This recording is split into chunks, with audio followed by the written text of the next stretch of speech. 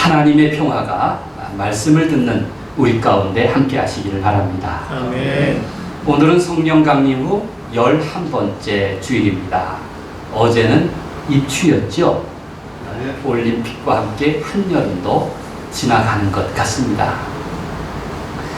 올림픽 경기를 보면서 늘 느낌이 좋았습니다. 여러분들은 어떠셨나요? 한국 선수들이 비록 메달 경쟁에서는 아쉬웠지만 예전과 달리 아주 다양한 종목에서 예상치 못한 선수들이 돋보였습니다. 나이 어린 선수들의 활약이 눈에 띄었습니다. 한국 사회가 저변에서 이렇게 발전하는 거구나 하는 생각이 들었습니다. 예전에는 권투, 레슬링, 역도 이렇게 힘쓰는 경기에 집중했는데 이제는 양궁, 펜싱, 체조는 기본이고 수영, 높이뛰기, 다이빙, 조정, 클라이밍, 근대 5종 등 사실 들어보지도 못한 종목들에서 볼거리가 많았습니다. 어린 무명의 선수들이 너무 담대했습니다. 국민에게 큰 기쁨과 희망을 주어서 마음껏 박수를 보냅니다. 이제 곧 가을입니다. 비록 날은 덥고 코로나19로 세상은 한심하지만 이것도 잠깐입니다. 어려운 중에도 가슴 깊이 여러분들 금쪽 하나씩 품고 지내시기를 바랍니다. 나이가 어려서 청춘이 아닙니다. 때론 푸른 소나기 같고 때론 별이고 시린 가슴 한 조각 있으면 그 사람이 청춘입니다. 그것을 오늘 성경에서 이제 말하려고 하는 파토스라고 부릅니다. 그래야 무더위를 이깁니다. 시름을 넘기고 단잠을 잘 수 있습니다. 세월을 잘 건널 수 있습니다. 여러분이 치르는 인생 경기마다 고마운 성적을 목에 걸기를 간절히 바랍니다. 오늘 본문은 유명한 예레미야 선지자의 소명 기록입니다. 하나님께서 어린 예레미야를 부르십니다. 4절 말씀입니다. 여호와의 말씀이 내게 임하니라 이르시되, 같이 시작. 여호와의 말씀이 내게 임하니라 이르시되.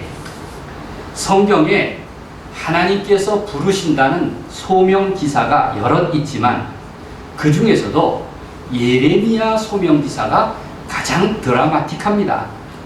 예레미야는 고분고분하지 않았습니다. 하나님은 일찍이 예레미야를 점 찍으셨습니다. 예레미야와 아무 상관없이 하나님의 일방적인 결정이었습니다. 5절 말씀입니다. 함께 읽겠습니다. 내가 너를 시작. 내가 너를 모태에 짓기 전에 너를 알았고 내가 배에서 나오기 전에 너를 선별하였고 너를 여러 나라의 선지자로 세웠노라 하시기로. 이럴 수가 있습니까? 태어나기도 전에 예레미야를 선별하셔서 선지자로 선택하셨다는 것입니다. 예레미야의 유전자라든지 희망사항이라든지 선택이라든지 능력과는 전혀 상관없는 하나님의 강권하심이었습니다. 나는 높이뛰기를 하고 싶은데 아니다! 너는 시를 쓸 줄 아는 마라토너가 되어라. 이렇게 결정하신 겁니다. 예레미야는 즉각 사양합니다. 나는 너무 어립니다. 선지자로 살기에는 말주변이 없습니다. 예레미야의 변명에는 이유가 있었습니다. 6절 말씀입니다. 슬프도소이다. 주 여호와여 보소서. 나는 아이라 말할 줄을 알지 못하나이다. 보소서. 나는 아이라 말할 줄을 알지 못합니다. 사실 하나님 앞에서 어린 것이 또 말 못하는 것이 변명거리는 안 됩니다. 어쩌면 나이나 말 주변이 문제가 아닙니다.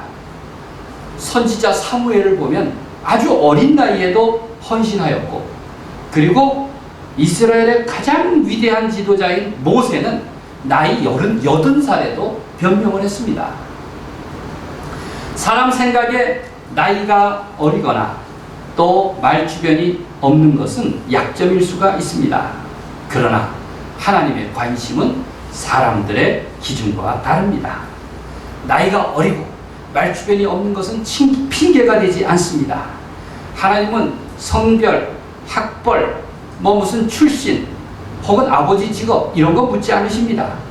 중요한 것은 사람의 기준이 아니라 하나님의 필요, 하나님의 쓰심에 맞춰져 있습니다. 사실 어리다는 것은 얼마나 큰 약점입니까? 저는 오랫동안 내가 어리다는 생각을 극복하기 위해서 노력을 많이 했습니다. 그러던 내가 요즘은 지하철이 붐비면 경로석이 비지 않았나 기웃거립니다.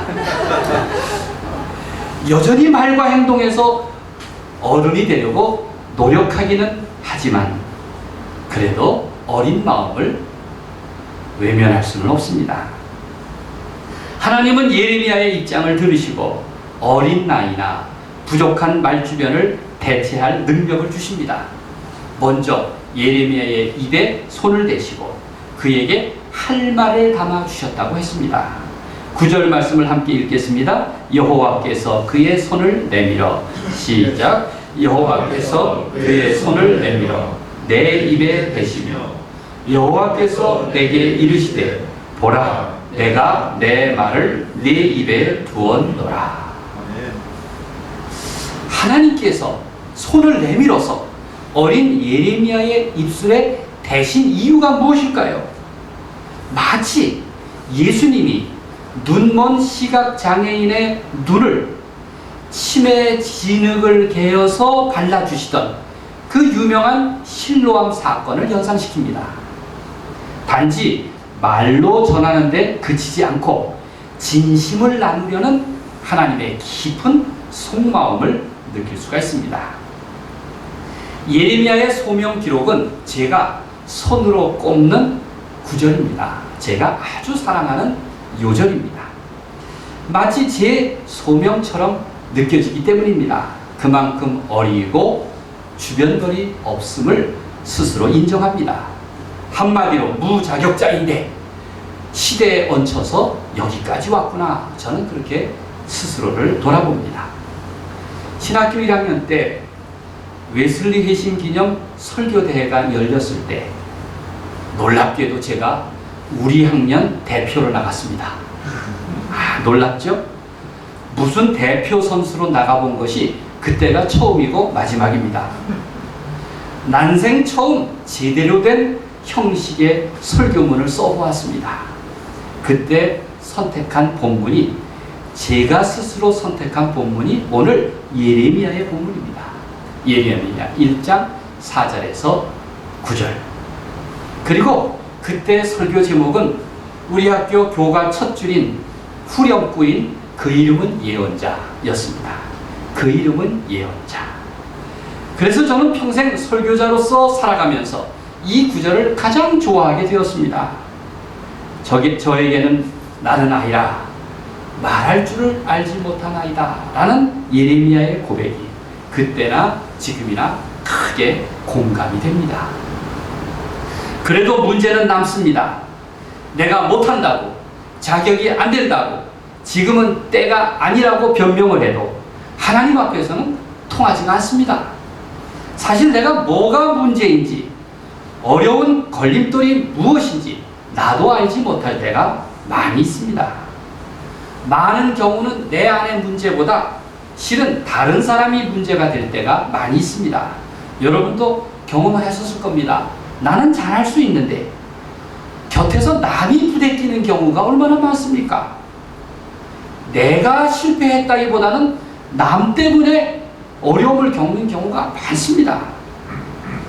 어린 마음에는 무슨 주장을 하려 할 때 가장 어려운 게 남이더군요. 남이 나를 어떻게 볼까? 남이 나를 어떻게 생각할까? 남의 눈치, 남의 평가를 의식하지 않을 수가 없습니다. 사람의 눈치, 입장, 평가 때문에 용기를 내지 못하고 주저앉는 경우가 얼마나 많습니까? 어리다고, 젊다고, 무시하고 그래서 주저앉혀서는 안 됩니다. 좀 부족하더라도 어리더라도 손을 잡고 일으켜 세워줘야 합니다. 그래야 성장하고 어른이 됩니다. 하나님은 예레미야를 예언자로 부르시면서 하나의 원칙을 말씀하십니다. 8절에 보면 너는 그들 때문에 두려워하지 말아라 이렇게 말씀하십니다. 사람을 두려워하지 말라는 겁니다. 너무 사람의 눈치를 살피지 말라고 하십니다. 성경에서 사람을 부르시면서 공통적으로 늘 격려하시는 말씀이 있습니다. 그게 뭐냐면 두려워하지 말아라 입니다. 두려워하지 말아라. 사람 때문에 주저하지 말아라 라는 것입니다. 만약 내가 하나님을 두려워하는 것은 이해할 수 있습니다. 왜냐하면 내가 죄인이기 때문입니다. 사실 하나님 앞에서 피난처를 잃은 인생은 얼마나 딱합니까? 과연 하나님 없이 세상에서 과연 우리는 누구를 의지할 수 있을까요? 두려움이라고 하는 것이 가장 인간에게 큰 적입니다. 그 두려움이 사람을 흔들리게 하고 타협하게 하고 삐뚤어지게 만듭니다. 결정적으로 잘못된 선택을 하게 만드는 것은 바로 두려움입니다. 칼 바르트는 이렇게 말했습니다. 인간이 두려움을 갖는 것이 아니라 두려움이 그 사람을 소유한다. 두려움이 그 사람을 소유한다고 했습니다.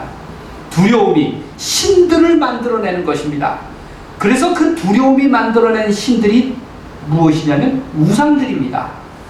그 우상이란 존재들이 바로 영적인 인간들을 혼란에 빠뜨리고 무너뜨리는 것입니다. 두려움의 정체가 그렇게 무섭습니다. 하나님은 예레미야의 입장을 잘 아셨습니다. 스스로 어리다고 그래서 못한다고 항변하는 예레미야의 마음속에 있는 그 두려움을 아셨습니다. 그래서 예레미야에게 말씀하십니다. 너는 그들 때문에 두려워하지 말아라. 내가 너와 함께하여 너를 구원하리라. 나 여호와의 말이니라. 함께 읽겠습니다. 8절 말씀입니다. 너는 그들 때문에 시작. 너는 그들 때문에 두려워하지 말라. 내가 너와 함께하여 너를 구원하리라. 나 여호와의 말이니라. 예레미야의 소명 기록을 보면 그래서 참 인간적으로 느낍니다. 예레미야는 이후에도 예레미야 1장부터 52장까지 보면 자주 항변을 합니다. 그렇다고 해서 예레미야의 소명이 흔들리거나 비뚤어지는 법은 없습니다. 왜냐하면 사람에 대한 두려움을 극복했기 때문입니다. 예레미야 자신이 겪는 두려움보다 하나님이 함께 하신다는 그 자신감이 훨씬 강력했기 때문인 것입니다. 예레미야처럼 자신의 소명에 대해 두려움이 많았던 사람이 있었습니다. 그는 젊은 기드온이었습니다. 하나님은 미디안의 억압에서 이스라엘 백성을 구원할 주인공으로 므낫세 지파의 기드온을 세우셨습니다. 기드온은 얼마나 비겁한지 성경에 이런 내용이 있습니다. 그가 비좁은 포도주 틀에서, 그러니까 포도주를 짜는 그 틀에서 밀을 타작했다는 것입니다.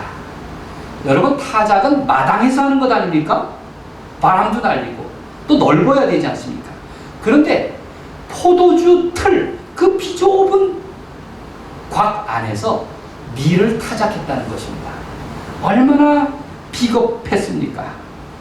그런 기드온은 자기 안에 있는 두려움 때문에 분노가 많았고 원망이 많았습니다. 하나님은 이스라엘을 구원하시기 위해서 가장 작은 지파, 그 중에서도 가장 작은 집안, 그 중에서도 가장 어린 사람인 기드온을 쓰시기를 원했습니다. 하나님의 선택은 이렇게 늘 역설적입니다. 뜻밖에도 지극히 약하고 지극히 가장 작은 자인 기드온을 부르신 것입니다. 하나님은 힘의 논리가 아니라 동행의 원리로서 기드온과 함께 하십니다.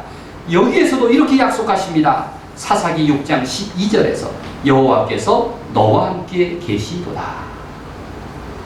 두려워하는 사람들에게 늘 하신 격려의 말씀이 두려워하지 말아라. 내가 너와 함께 하겠다. 내가 너와 함께 하겠다. 가장 큰 능력이 무엇입니까? 임마누엘, 우리와 함께 하시는 하나님. 내가 너와 함께 하겠다는 그 약속을 믿고 사는 사람이 가장 용기 있는 사람인 줄 믿으시기를 바랍니다. 하나님이 기드온을 선택하신 이유는 그가 강하고 본래 담대해서가 아니었습니다. 인간의 능력과 실력을 따져서도 아니었습니다. 오히려 가장 작은 지파 중에서 지극히 소심한 사람 가운데 할 만한 사람을 찾으신 것입니다. 중요한 것은 하나님이 함께 하시면 그런 믿음으로 누구든지 그 사명을 감당할 수가 있는 것입니다. 사람이건 현실이건 두려움은 하루아침에 쉬이 극복하는 것은 아닙니다. 다만 두려움 속에서 점점 하나님의 사람으로 성장해 나가는 것입니다. 그리고 어른의식을 갖게 됨으로써 시대적인 소명을 품음으로써 그는 하나님의 사람, 하나님의 일을 감당할 수가 있습니다. 지난 주간 8월 2일에 캐나다에 계시는 박재훈 목사님이 99살로, 참 오래 사셨죠? 99살로 소천하셨다는 소식을 들었습니다. 한국 사람이면 그분이 만든 노래를 부르지 않은 사람이 하나도 없을 것입니다. 대표적인 동요로 펄펄 눈이 옵니다. 다 불러보셨죠? 또 엄마 이리와 요것 보세요. 다 들어보셨죠? 불러보셨습니다. 산골짜기 다람쥐, 송이 눈꽃송이, 높고 높은 하늘이라, 다 불러본 동요인데 이걸 만든 분이 해방 직후 소학교 선생님이던 박재훈 선생님이었습니다. 그는 해방되고 나서 아직 8월 달인데 우리말로 된 어린이 노래를 만들어야지 마음을 먹고 사흘 동안 무려 150곡을 지었습니다. 대단하죠. 그 열정이 얼마나 대단합니까? 우리말 동시가 있어야지 또 짓지 않겠어요? 그래서 세벗이라는 우리 그리스도교 아주 오래된 잡지를 뒤적였습니다. 꼼꼼히 150곡을 살핀 후에 80곡은 버리고 그리고 70곡으로만 등삽한 책을 만들었습니다. 그게 우리나라 해방 직후 음악책에 다 실리게 된 것입니다. 이 박재훈은 한국 찬송가의 아버지라고 불리는 분입니다. 이미 지금 우리가 오늘 불렀던 어서 돌아오오라는 찬송, 그걸 21살 때 썼습니다. 대단하죠? 21살 때 인생을 뭘 안다고 어서 돌아오. 나이든 우리도 다 이 찬송을 부를 때마다 가슴을 적시지 않습니까? 지금 우리 찬송가에는 이 박재훈 목사님은 나중에 회갑쯤 됐을 때 목사 안수를 받은 분입니다. 그러니까 목사라고 부르기에 좀 어색한 측면이 있는데 이미 목사 이전에 음악가로서 그가 찬송가를 지었는데 우리 찬송가에만 9곡이 들어있습니다. 3곡 이상은 넣지 말자 했는데 박재훈만은 예외로 둔 겁니다. 오늘 우리 교회에서 부르는 찬송가 4곡은 모두 제가 그 고인에게 감사드리는 마음으로 모두 박재훈 곡을 선택했습니다. 오늘 함께 부르는 사랑의 하나님, 어서 돌아오오, 주여 어린 사슴이, 그리고 그 유명한 지금까지 지내온 것, 이게 다 박재훈 목사님이 지으신 찬송입니다. 박재훈은 목사 안수는 늦게 받았지만 그러나 일찍이 소명을 가졌습니다. 그래서 감리교회 유명한 평양 요한학교를 졸업했습니다. 이 평양 요한학교는 신학교에 가기 전에 공부하는 이제 소명 있는 청소년들에게 성경을 공부하는, 가르치는 학교였습니다. 평양 요한학교라고 요즘으로 말하면 각종학교라고 볼 수 있습니다.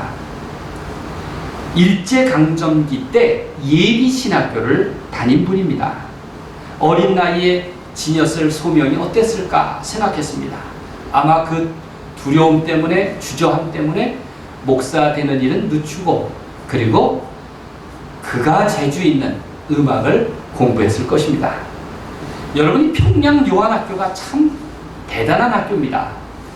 이 평양 요한학교는 언제 문을 닫았냐면 1949년 성탄절이 지나고 문을 닫았습니다. 그때는 이미 북한은 공산당이 지배하던 시절 아닙니까? 그런데 끝까지 학교 문을 닫지 않고 유지했습니다. 6.25 전쟁 직전까지. 1949년 성탄절에 그 학교 행사가 뭐였냐면 메시아 합창제였습니다. 여러분 상상이 되십니까? 그 시절에 성탄절에 모여서 메시아를 합창하고 그리고 마지막으로 폐교당했습니다. 어린 예언자들은 공산주의 교육을 거부하고 해방 후에서 전쟁 전까지 여전히 그리스도교 신앙을 교육받았습니다. 그게 평양 요한학교입니다. 그 어린 예언자들이 장차 한국교회의 전성시대를 가져온 것입니다. 일제강점기에 요한학교를 졸업한 박재훈 목사님은 일본으로 건너가서 음악 공부를 했습니다. 그는 겸손히 이렇게 말합니다. 내가 이런 영감 있는 찬송을 지은 것은 내가 지은 것이 아니야. 그렇게 말합니다. 하나님의 말씀은 세상에 둘도 없는 인생의 가사이고, 그리고 그것에 장단을 맞추는 사람이 우리라고 그렇게 말했습니다. 사람마다 곡을 붙이는 것은 제 할 탓입니다. 우리에게 계명을 주신 하나님은 말씀하십니다. 이 계명에 맞춰 살려면 장단은 내가 맞춰라. 내가 시를 줄 테니, 내가 가사와 계명과 말씀을 줄 테니 그것에 맞춰 사는 사람은 너다. 장단을 붙이고 곡을 만드는 사람은 바로 너 자신이 되어라. 그렇게 말씀하시는 겁니다. 내 인생을 빛나게 살려면 너 자신이 가락을 붙여라. 그렇게 말씀하십니다. 오늘 설교 제목은 제가 좀 서둘러 지은 측면이 있습니다. 왜냐하면 이상훈 권사님이 주중에 설교 제목과 본문을 미리 줄 수 있느냐고 그렇게 요청을 하셔서 제가 좀 서둘러서 본문은 미리 생각했지만 제목은 깊이 사고하지 못했습니다. 그래서 요즘 늘 드는 생각이 내 생각의 청춘 아닙니까? 내 책상에도 쌓여있는 책인데 내 생각의 청춘. 그래서 얼른 제목을 궁리하다 보면 시간이 걸릴 것 같아서 얼른 전해드렸습니다. 그러고 보니까 내 생각의 청춘이라는 그 제 회관 문집이 그동안 내가 맞추어왔던 장단이었구나, 가락이었구나 하는 생각이 들었습니다. 청춘의 생각과 내 소박한 삶의 문의로 내 어린 시절부터 느껴온 이야기들을 담으려고 했던 것이 이 책입니다. 나이가 들어도 내 생각의 청춘을 잊지 않으려는 심정이었습니다. 20살, 30살 그 시절에 쓴 글은 미숙하지만 그래도 금쪽 같은 진심이 있습니다. 때로 푸른 소나기 같고 때론 벼리고 시린 가슴 한 조각을 저는 느낄 수 있는데 여러분은 어떠실지 모르겠습니다. 첫 목회를 시작한 문수산성교회에서 총각 시절인데 신방을 다녀오면 그분들의 그 시름 많은 현실이 남의 일이 아니었습니다. 그래서 내 일기에 기록해 두었습니다. 평생 겨우 쓴 몇 편의 시들은 그 시절의 기록들입니다. 돼지꿈, 문수산 기술, 신의 교체, 다 그런 배경이 담겨 있습니다. 나이가 들어도 그 어린 마음을 잊지 말아야겠다는 생각이었습니다. 두려운 내 청춘, 고마운 우리 집, 함께 신앙의 길을 걷고 있는 모든 동행자들과 희망으로 그 길을 이어 걸어야겠다는 다짐이었습니다. 어른이 되어서도 결코 사람을 두려워하지 말자, 그러한 생각이 담겨 있습니다. 예언자들이 훌륭한 것은 그들 자신이 아닌 그들의 젊은 생각, 열정, 의지 때문입니다. 그게 어디서 나왔습니까? 예언자들의 그러한 젊은 생각이나 열정, 의지를 가리켜서 하나님의 파토스라고 부릅니다. 하나님의 파토스. 그들은 하나님께 파토스, 곧 감수성이라든지 용기라든지 상상력이라든지 진실이라든지 이런 것들을 부여받았습니다. 하나님으로부터 받은 감정이고 감성입니다. 그들은 시대의 정신 속에 하나님의 말씀을 담아내고 장단을 맞추었던 위대한 시인들이었습니다. 예언자들이 사람을 두려워하지 않고 역사 현장에 머무를 수 있었던 것은 다름 아닌 하나님의 파토스 때문이었습니다. 그들의 자신만만함 때문이 아니라 하나님이 주신 마음이었습니다.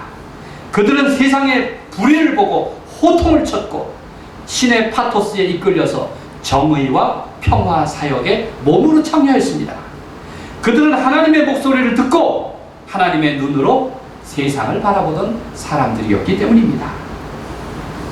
우리가 그리스도인이 된다는 것은 그러한 하나님의 파토스를 품는 일입니다. 하나님 나라의 거룩한 사역에 동참할 수 있는 힘은 그 하나님이 주신 하나님의 파토스에서 나옵니다. 그런 기쁨, 정의감, 감사, 열정, 우리가 늘 말하는 질함, 우함, 그런 마음으로 세상을 진실하게 살아가는 것입니다. 두렵지만 어린 예언자의 마음으로 감당할 수가 있습니다. 어리다는 것은 결코 자격 미달이 아닙니다. 우리 어린 선수들이 올림픽에서 세계를 무대로 삼아서 얼마나 진지하게 그들의 실력을 겨루고 있습니까? 반면에 요즘 대선 후보라는 사람들을 보면 변덕스러운 여론을 의식해서 그 나이에도 제 소신 없이 남의 장단에 맞추면서 야, 저 사람은 왜 저렇게 점점 비루해질까? 라는 것을 보기도 합니다. 그건 아닙니다. 문제는 나이가 들었어도 사람의 눈치를 살피고 자신의 장단조차 잃고 사는 것입니다. 그건 불행한 노릇입니다. 그래서 하나님은 예레미야에게 말씀하십니다. 8절 말씀을 내게 주시는 말씀으로 함께 읽겠습니다. 너는 그들 때문에 시작. 너는 그들 때문에 두려워하지 말라. 내가 너와 함께하여 너를 구원하리라. 나 여호와의 말이니라. 사랑하는 여러분, 바라기는 하나님 앞에서 여전히 스스로 어린 자신을 고백하기를 바랍니다. 주님, 나는 어립니다. 나는 말주변이 없습니다. 그게 청춘의 생각입니다. 그러나 이를 통해서 하나님이 함께 하신다는 약속을 늘 듣기를 바랍니다. 그렇게 하나님이 함께 하심으로 하나님의 파토스를 소유할 수 있기를 소망합니다. 여러분의 가슴에 때론 푸른 소나기 같고 때론 벼리고 시린 가슴 한 조각과 같은 하나님의 파토스, 그것이 있으면 뭐든지 할 수 있습니다. 하나님의 은혜가 함께 하셔서 언제나 거룩한 시선과 마음과 은총의 힘으로 살아가는 여러분이 되시기를 우리 주님의 이름으로 간절히 축원드립니다. 아멘. 기도하겠습니다.